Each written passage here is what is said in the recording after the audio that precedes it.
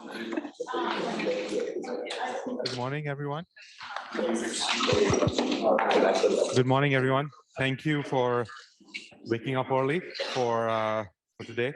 I just wanted to start off by thanking a few people for all the work they've done to make this week happen. Behind the scenes, Jennifer and Tira, they've really put this whole show together. It wouldn't have been possible without them. So big round of applause to Jennifer and Tira.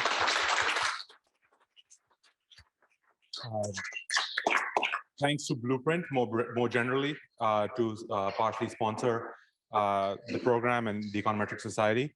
And thanks so much to the DSC team, John, Fedor, Bob, Bertel. They really, behind the scenes, they did so much to make this happen. And this is a great public service that they provide every year. And I'm particularly grateful for them to sort of adopt this agenda a little bit for this conference. As you saw yesterday, we're building on a lot of the things that was contributed by them and others who've been thinking very carefully about how to develop these models and really bring them to the data that combines economic theory and data to bring new insights that that sort of comes to bear to these kinds of questions.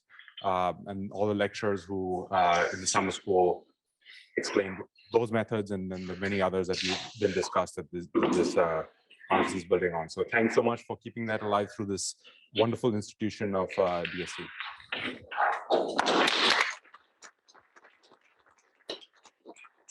So our speaker is going to be Renata Gaineddenova. We don't have the same microphone system as yesterday because the technology service is not available on Saturday. So if you could use the microphones, that would be great. If you project your voices, the microphones on the ceilings work, but it sounds like somebody's speaking from their bathroom as opposed to a proper microphone. So these are slightly better. If you have questions, there's a microphone there that we can pass on. Thank you so much for the organizers and for including me in the program. So my name is Renata, and today I will be talking about pricing and efficiency in a decentralized ride-hailing platform. But before I move to the ride-hailing part, let me motivate what I'm doing from a bigger picture point of view. So we are surrounded by all kind of two-sided matching platforms these days that are still ultimately trying to do the old task, bring buyers and sellers together. They are, however, the ones who are deciding all of the matching rules these days, and they are the ones who are setting up the prices. However, there's a lot of private information involved in all of this platform. For instance, you as the buyer know the exact realization of the willingness to buy, and the sellers have the similar information. And so the efficiency of a chosen mechanism can be greatly affected by the presence of this private information. So what would be the benefits of decentralizing the price setting decision? The benefits would be in the private information revelation. So the signaling effect is one of the famous effects. I can signal that I'm willing to pay more by offering a higher price, for instance, but there are some costs. And the costs are coming from the strategic behavior that decentralization can enable. For instance, instead of signaling, you can decide to shade your valuation and not reveal your type. So the question that I have for this paper is, how does decentralization and pricing affect the welfare of market participants in a decentralized ride-hailing platform? Let me jump to the context. So I'm going to be using the data from a platform called InDriver. InDriver originated in Yakutsk in 2013. That's a city in northern Siberia, but they grew quite a bit since then. They are currently present in 45 countries, and the app has been installed more than 145 million times. The app is very similar to what all of us are aware of, the platforms such as Uber or Lyft. So they're essentially trying to match riders with the drivers that operate on the spot. But there is one main difference. The request starts with the rider offering the price, and then the drivers can agree, make a counteroffer, or ignore the request. Let me give you an overview for the paper. So what I'm doing, I am building an equilibrium model of a two-sided decentralized platform in which riders are making their own decisions, which prices to offer. The drivers then can decide how to act, so they can agree, counteroffer with a higher price, or ignore the request altogether. And then the interaction between these two decisions defines equilibrium matching rates. I then estimate the model primitives. I estimate both demand and supply models are estimated separately. Both are estimated in 2 steps. On the first step, I estimate players' beliefs directly of the data. And then on the second step, I use these beliefs to back out the primitives of the model and using the observed choices that the agents make. It all then boils down to the counterfactual, in which I ask what would have happened if the platform was setting up the prices, but absent private information that participants have. However, I allow the platform to observe same variables as market participants at the time of their decision making. And here is the preview of the findings. I find that decentralized platform actually increases welfare for both sides of the market. We're going to get to that, and I'm going to tell you what optimal means, but let's say there is a regime among all of the centralized pricing regimes that would be preferred by the drivers, and compared to the decentralized regime, they are still losing around 10% of their welfare. Likewise, we can find a regime that would correspond to the highest welfare of the riders, and they still lose around 4% of their welfare relative to decentralized platform. So let me jump to the data and the mechanism. I'm going to be using the data from a universe of transactions made in a single city during a period of 5 months. The unique feature is that I observed not only matched requests, but unmatched as well. During that time, I see more than 64,000 unique passengers, more than 3,000 unique drivers, and more than 1.7 million requests.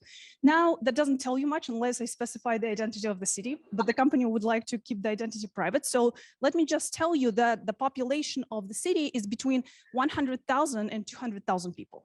So keeping that in mind, you can imagine that the platform is very active. And in fact, it's the only digital player present in the area during the time of the study. The city it's compact and has very well-defined boundaries. I also don't see meaningful differences across different areas of the city. So in the model, I'm not going to be modeling differences across different areas.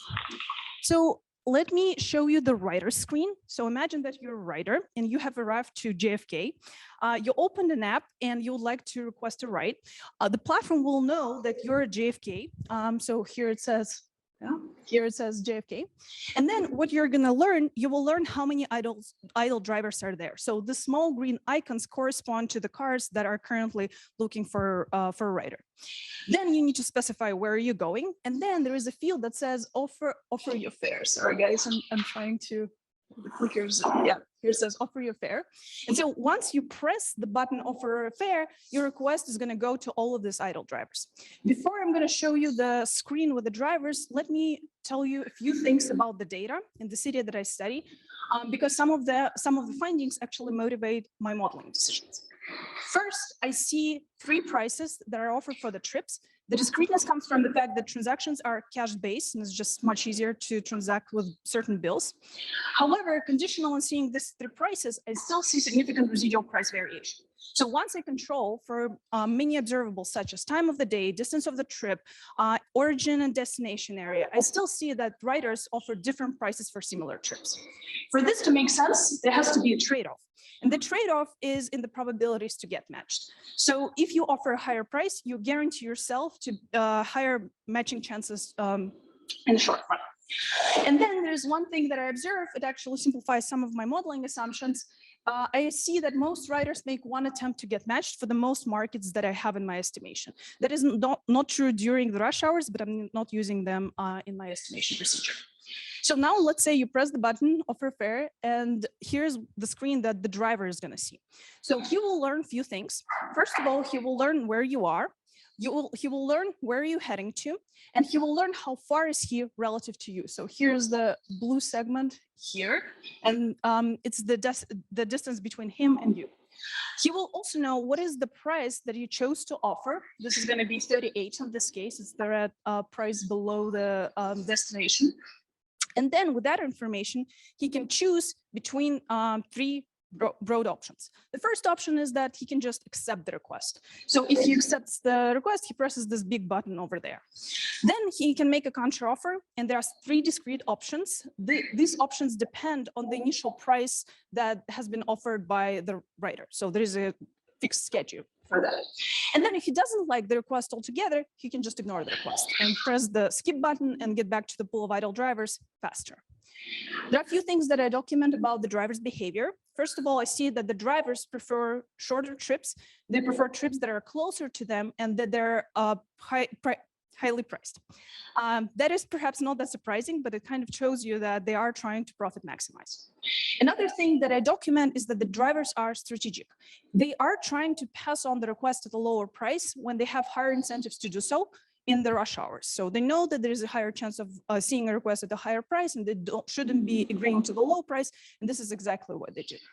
So then you have seen on these previous slides that there are some buttons. So there's some discreteness, and sometimes the platform needs to break the ties. So what the platform does, it collects all of the responses and decides who's going to be allocated. It's going to collect the responses for 20 seconds, and then it's going to prioritize the drivers who have agreed to the offer price. Yes. So a clarification question. So if the driver makes a counter offer and the passenger rejects it, can the driver then go back to the original offer? Technically, they can. They don't do that often. You have to go through the whole different feed, and yeah, nothing prevents you from doing that. That actually happens in the night hours. I don't see that it happens when the market is dense. And so then among the drivers who have agreed, the platform is going to allocate the requests based on the distance and the ranking. In what follows, I'm going to focus only on one variable, and that variable is going to be distance, but in reality, ranking also plays a role. So let me go to the model. All of the observable characteristics will define a market. So things that are aggregate and that are observable to all market participants, such as time of the day, weather conditions, and other things will be in the market definition. Time will be discrete and will be infinite horizon, and the period is 1 second. The riders will be short-lived, and they will try to make only one attempt to get matched. The drivers, however, will behave dynamically. They will have a discount factor beta, but of course, in reality, this is not an infinite horizon game. So what I do, I add an exogenous probability that this period is going to be the last period for the driver on the platform. And I rescale the discount factor. I'm going to call it driver's measure of rotations. So let me go to the demand model. So the timing is the following. The rider is arriving to the platform. There is a probability that that might happen. That probability is known to all market participants. Once he does that, he takes a draw for the valuation from a distribution with a known density. And then after he opens an app, he observes market state S and forms the beliefs. So now going back to the screen that you've seen, the writer observes the idle drivers. So he knows where they are and how far are they and how many are they. So this S is a vector that contains all that information. So it's the number of drivers and their sort of distances. And using that information, he can form a belief. Let's say you open an app, you see a lot of cars, you should be fairly optimistic. Whereas when you open an app and you don't see anyone, well, your chances are not very good. Then he will choose between two prices. I have previously mentioned that there are three prices, but the highest one is rarely observed outside of the rush hours, and I'm not estimating the model for the rush hours. So BL is 300, BH is 350. And then there are three outcomes that can happen to the writer's request. The request can be accepted.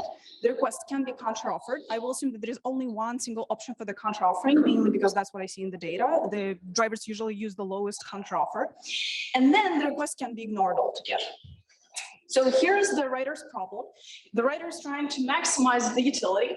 There is a probability that his request will be accepted. Let me move here a little bit. So there's this probability that the request will be accepted. In this case, he gets his valuation minus the price, or there is an outside option that is normalized to 0.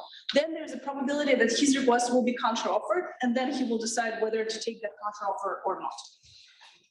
And the solution to this problem is relatively simple. It's a threshold solution. If writer's valuation is below a certain threshold, he will go with a low price. If his valuation is above a certain threshold that can be computed, he will go with a high price. And this threshold, I would like to point out, depends on the state in which he finds himself. We can also calculate what is going to be the probability that the writer that we observe is going to offer a higher price. So you can imagine a PDF function above this interval, and then you can compute that probability. The main takeaway from the demand model is that the price signals two things. First of all, it signals the valuation. So if we see two riders who are in the exact same state and one offers a higher price, it means he values the trip more. But also the price reflects the state. So if we have two riders, they have the exact same valuation, one offers a high price, we can detect that he's not in a really good state. Now let's move to the supply model. So once the request has gone to the drivers, they are going to see few things. They will see the price, they will see the distance. So they will also, there are two distances. There's a distance of the trip and there's a distance of pickup distance. So how far are they relative to the rider? That is observed privately. So they know their own distance, but they don't know how far are their competitors. They will also learn what is the value of the random shock associated with this specific request. So this is the private information that the drivers get. And then each driver chooses whether to accept the request, counteroffer, or ignore the request. The platform will then collect all of these responses, break the ties, and allocate the driver. In case if the rider agrees, the match is formed and they're done. They leave the platform. In case if the rider decides not to accept the request, the rider leaves and the driver becomes idle again. There are all kinds of different requests that the drivers see. They vary by prices. They vary by distances. They vary by private shocks. I will assume that the shocks are coming from a normal distribution that is centered around 0. It has a variance. And the drivers also know how much time it will take to complete a trip. Then the actions are, in fact, just three different options.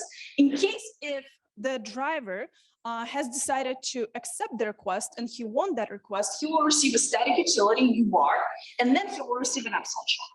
So this epsilon shock he only gets in case if he is matched. Similarly, if he decides to counteroffer, he gets a slightly different static utility because the payment is higher, but the epsilon shock is the same because the epsilon shock is request specific and not action specific. He also knows the winning probabilities in case if he decides to accept or counteroffer, and he knows that if he decides to enter any of this matching process, he will lose 20 seconds, regardless whether he wins or loses. And in case if he decides to ignore, he will still spend some time trying to learn some details of the request, but he will get back to the pool of idle drivers much faster. So now let's talk about the payoffs. Let's say we're a driver and we observe the request of the type B, DI, and epsilon I. So we know the distance, we know the price, and we know our private information. There's a chance that we're going to win the request. That chance is mu. In this case, we will get a static utility, we will get the shock, and then we'll get a continuation value after we have completed the request. There is a chance that we're not going to win that request. And then we get a continuation value, but that continuation value is going to be different because we're going to be idle much faster. Similarly, we have it for the counteroffer. There are different probabilities and different static utility, but for the ignoring option, we have a different continuation value because it will become Just a clarification. So why does the state not enter the winning probability? Because you don't know in advance what your state is going to be. So like you can think of that process as a lottery. You just sit there and think, well, there are all kind of options, and you just don't know what is going to be the option. And in fact, like, it doesn't really matter what is the request that you see right now. The chances of seeing the request in the next second do not depend on the type of the request that you see right now. So what I meant is like when the rider comes in, they see all the others. I'm assuming that the driver doesn't see all the others. They don't. I would assume that mu integrates out possibly the distribution of it does, yes. So we're just assuming there's some reduced form. Mu is just a representation of. Yeah, so they kind of think that they know what is the average number of drivers in the certain time of the day. They know the distribution of the distances. They don't observe their realization for each given request, and they just integrate over all of this. So they kind of just take it as given. So now we can compute what is the solution to the driver's problem. So he's going to be choosing among these three actions. And the solution is relatively simple. It depends on the epsilon thresholds. So if you get a really good shock, so you really like the request, you'll just decide to accept the request. If you think the request is okay, but you would be willing to do it if you're paid more, you will decide to counteroffer. And if the shock is really bad, you will just decide to ignore the request and wait for the next one. We can also compute what are the probabilities that the driver will accept the request of a certain type or counteroffer the request. Then the drivers, as I said, do not know in advance what is going to be the request that they're going to see. So they need to form expectations. We can just integrate over the support of the shocks. And then they will also know the given per period probabilities that a request of certain type will appear. So this probability is an endogenous object. It's computed within the model, but the drivers are taking it as given. And so then we can compute the value function of being idle. So what I'm doing here, I'm just summing across all of the possible different requests that they can see. They know that once the request appears, they're going to take an optimal action, but there's a chance that nothing is going to happen. There's going to be no request. And in this case, they will just transition into the next period being idle. So then the equilibrium actually would require to compute the beliefs. As I said, there are two sets of beliefs. There are writer's beliefs and there are driver's beliefs. For the sake of time, I don't want to show you the formula. But what I want to do is that to let you know that the writer's belief depend on the driver's optimal action. And likewise, the driver's belief depend on the writer's optimal action. So the notion of the equilibrium is the following. The equilibrium consists of the writer's and driver's beliefs, so that the writers maximize their expected utility when they find themselves in a state S. Their actions define the equilibrium arrival rates into the platform alphas. Then the drivers take alphas and the probabilities that they win as given, and they decide what to do with the requests that they see. The V has to be a fixed point of this equation that you've previously seen. And then the market participants will have rational expectations. So the beliefs will be self-fulfilling given the optimizing behavior. Is there, do the drivers, are they aware of how many other idle drivers are in a given, should that be a state variable in the model? So they won't be aware for each given request. They will just know the aggregate. So they will know that in this given market, there are, let's say, on average, 30 drivers, but there is a distribution. Okay. Okay, so let me briefly go through the estimation and the results. I will define a market as an even hour of working days. I estimate demand and supply model separately. For the first step, I estimate the beliefs directly of the data. So I use mu is the beliefs for the writer, and I use the order profit for that. And there are two sets of beliefs that I estimate for the driver: the beliefs that he's going to win, and the beliefs that the request of certain types will come into the platform. So mu and alpha. I use logic probabilities for the beliefs to win, and alphas are I get them directly off the data. On the second step, I use the maximum likelihood estimators for observed actions to obtain model primitives. And the data is so detailed so that some of the primitives are actually directly observed from the data. What are the primitives? For the estimation, I add another dimension, that's the trip distance. On the demand side, I estimate the density of writer's valuation. And what I take from the data directly is the exogenous rates of arrival. So I know when the writer has arrived in certain markets, so I just can compute that directly. On the supply side primitives, I'm estimating the static utilities, the measure of impatience, variance of epsilon shocks, and two things are directly observable from the data is the number of idle drivers and the distribution of distances to the writer. I take it as given. I make some parameterization assumptions. So I parameterize the density of the valuations to be gamma distribution truncated from below. It has two parameters, shape and scale. And then I also parameterize the static utility to be linear. There is a price minus the cost associated with being matched with a trip at the distance d. There is also an outside option that the driver can take and additional costs of fulfilling longer trip. And here are the results. I don't want to spend too much time here. What I would like to notice is that there is some variation across different markets. I decided not to show you a bunch of shape and scale parameters. I don't think that would have been very interesting. So instead, I'm going to show you the median valuation for each given market and the probability that the driver would not accept a higher price if the platform was mandating it. So it's a measure of price sensitivity. And as you can see, there is some variation. There are some hours in which there are more price sensitive writers that are present, and there are some hours in which they don't care about the price that much. Here are the supply side results. The last column is actually the column that you should be looking at. One notice is that the costs seem to be high enough, and this is consistent from what I heard from the platform that a lot of drivers operate on a tight margin.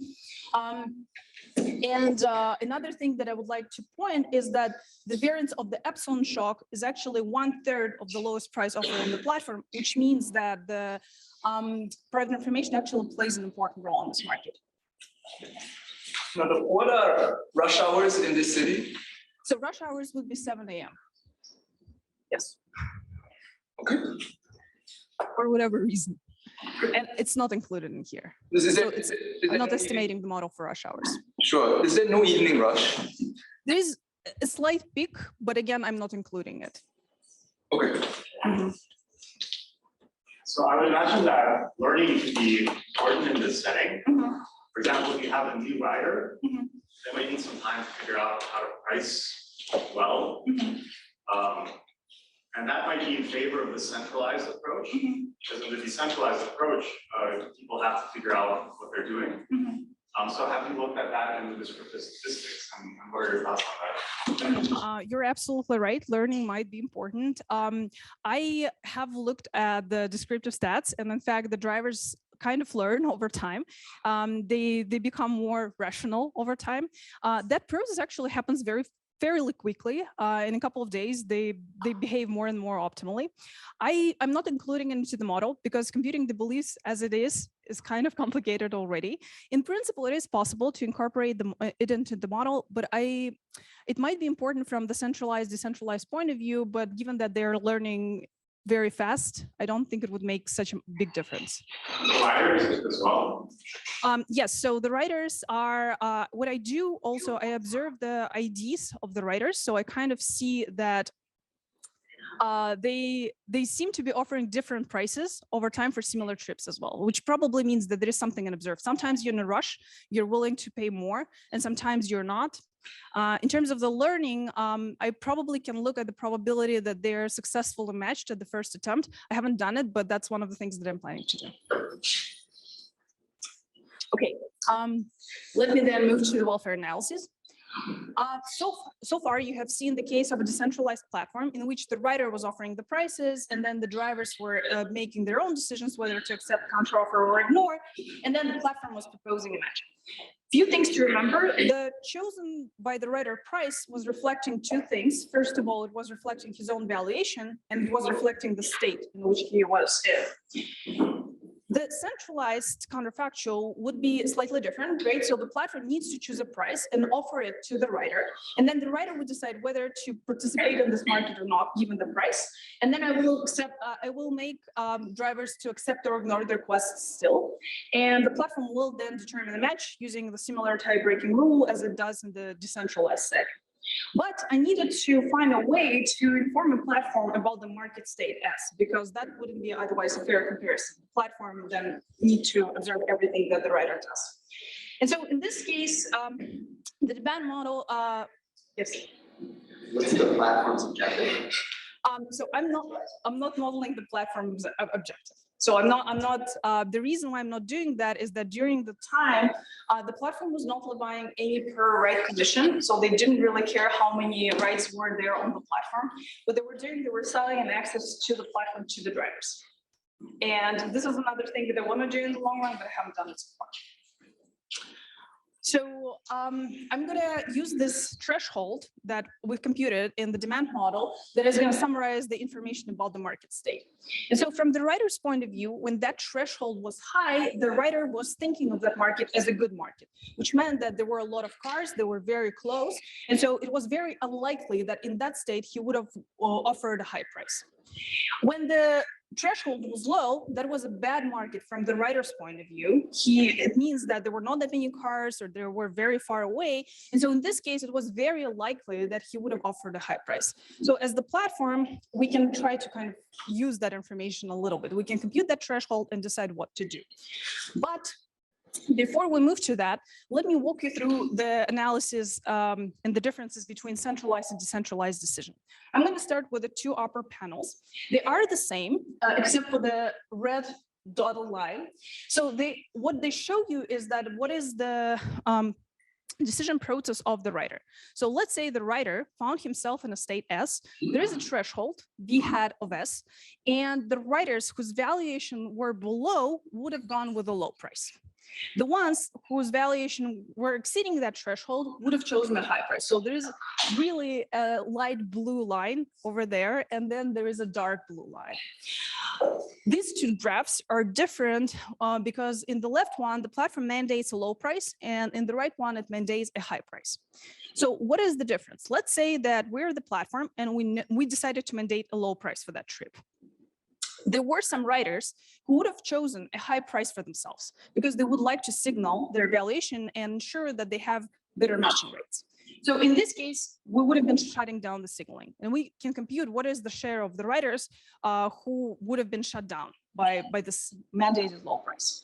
Now, in the left part, we are the platform and we're mandating a high price. So what happens in that case? Well, there were some riders for whom nothing is going to be changed. They would have chosen high price for themselves because they had high valuation for the trip. But there are going to be some types who would have shaded. So they wouldn't be offering a high price even though they could have afforded. And now the platform mandates them a high price. So the platform in this case is shutting down the shading behavior. And there are some riders who would decide not to participate altogether because before they were trying, they could have offered a low price, and yes, maybe they would have been unlucky, but still they had a chance. They might have been the driver nearby who would have been willing to drive that rider. But in this case, the platform just forces them out of the market. And so there's a well-known trade-off, quantity versus the price. If the platform would like to maintain keep all of the riders on the platform, then it has to go with a low price. If it would like to keep the prices higher on the platform, it risks losing some of the riders. And in the decentralized setting, this trade-off is not present because they're going to be self-selecting. So what I'm now going to be trying to do, I'm going to be implementing a search pricing. So I will take all of this the states, I will compute the thresholds, and then I will decide that for this choice situation, what should be the price that the platform should be mandating? Should it be high or should it be low? And so what I'm going to be doing, I'm going to be sorting all of these thresholds and find a cutoff such that for all of the states that are below this cutoff for VHATs, the platform will choose a high price because that would be considered as the bad market from the rider's point of view. And in this case, it was very likely that the rider would have chosen a high price anyway.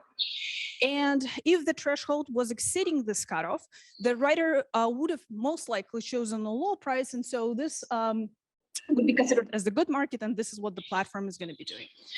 So what I do, I recompute the equilibrium for various cutoffs. So I change how frequently the platform classifies the state situation as the good or bad market.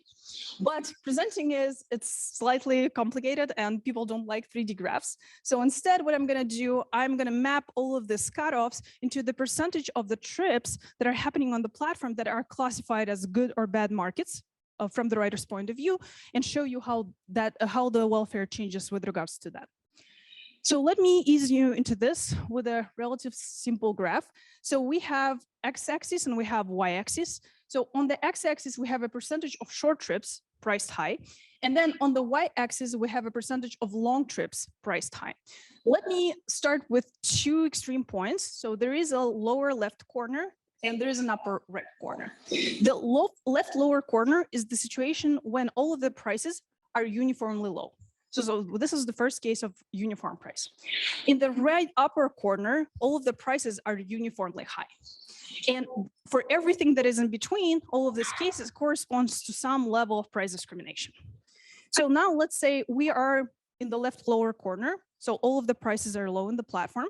What happens is that all of the riders decide to make a try because for them, the participation made sense in the first place. So they're all staying with the platform. So we don't lose anyone in this case. But then let's say the platform mandates more and more prices to be high. So it discriminates more and more trips. Then it kind of arrives to this point when the prices are uniformly high, and that would be the upper right corner.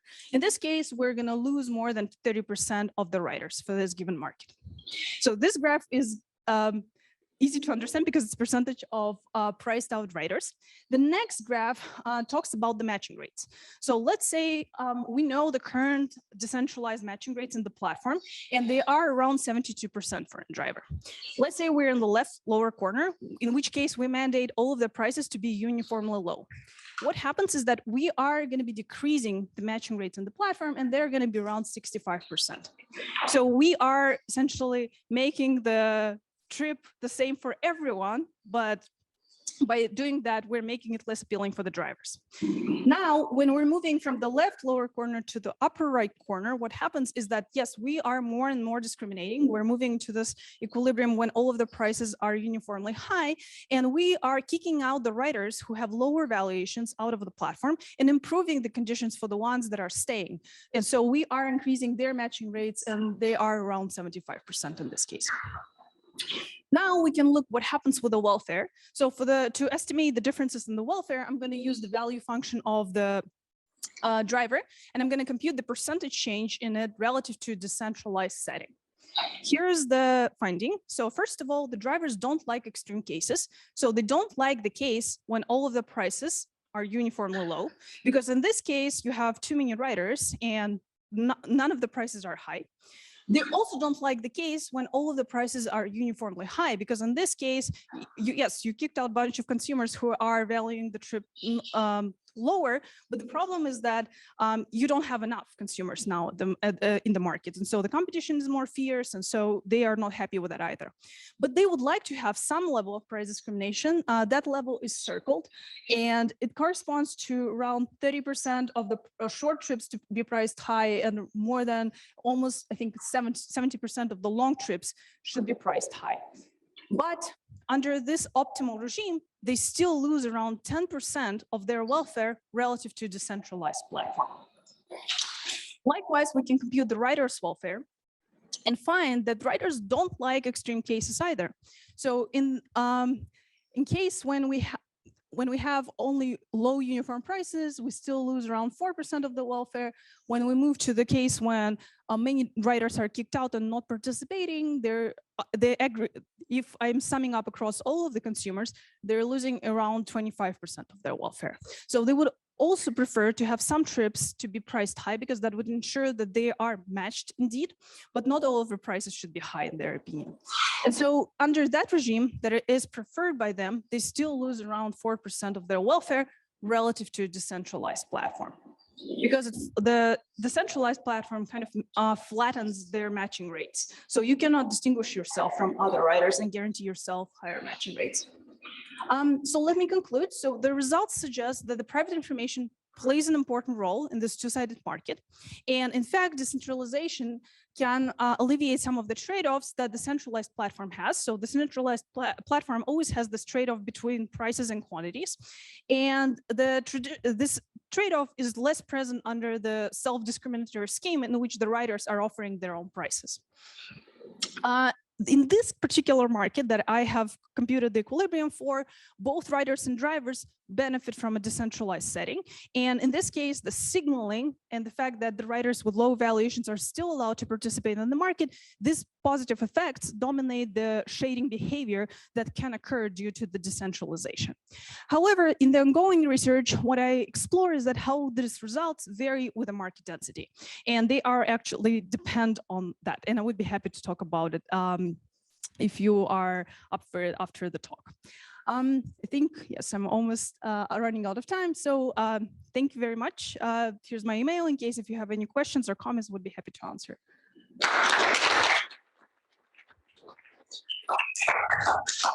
What about if you flip who is the proposer and make the drivers the proposers, and then the rider gets a list of offers? Could you investigate that?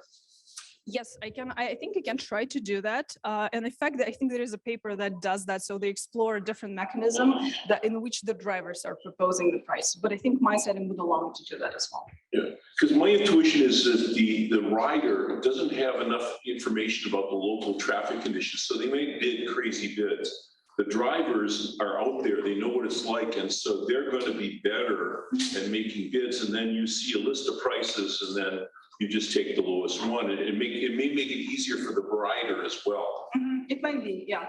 I think they started experimenting with that mechanism, and for some reason they didn't like it.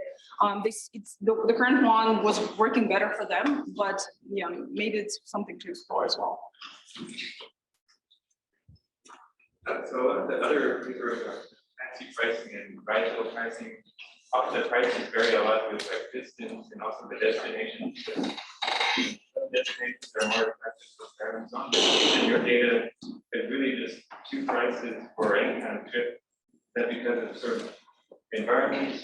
Yes, it's specific to this particular city because it's relatively small. It's not that big. There are no significant differences across different areas of the city. The model is actually, it would allow incorporate all of that. I don't see it in the data, so I'm not doing that. But in principle, the model can be extended to take care of that as well.